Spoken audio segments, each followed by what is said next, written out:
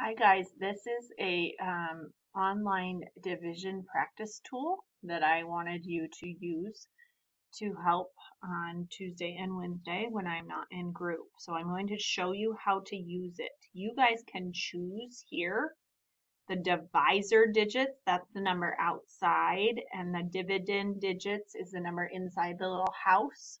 So I'm going to set it to 3 inside the little house and 1 outside. You can set it like that. I am going to say to use a remainder.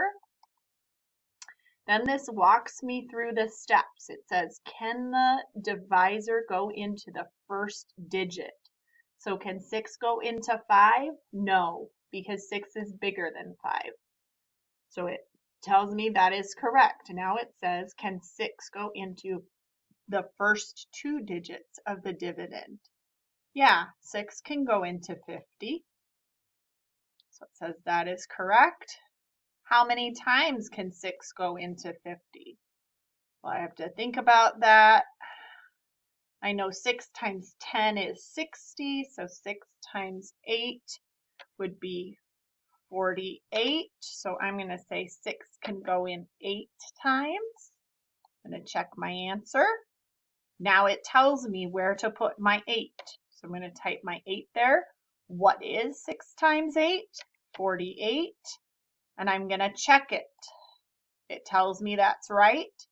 So I'm going to type 48 right down here so I can subtract. What is 50 minus 48? 2. And check it.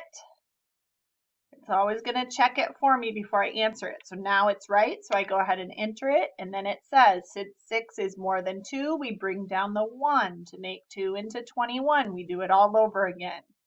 How many times can 6 go into 21? I know that 6 times 3 is 18.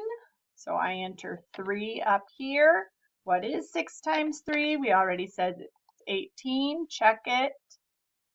Now enter 18 in the highlighted box. What is 21 minus 18? 3. Now enter 3 here. And we call 3 the remainder because it's less than 6 and there's no more numbers to bring down. So there's my answer, okay? Then I can try another or I can change settings, okay?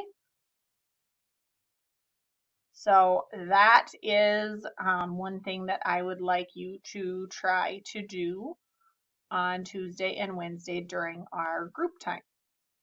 I will link the website in as well.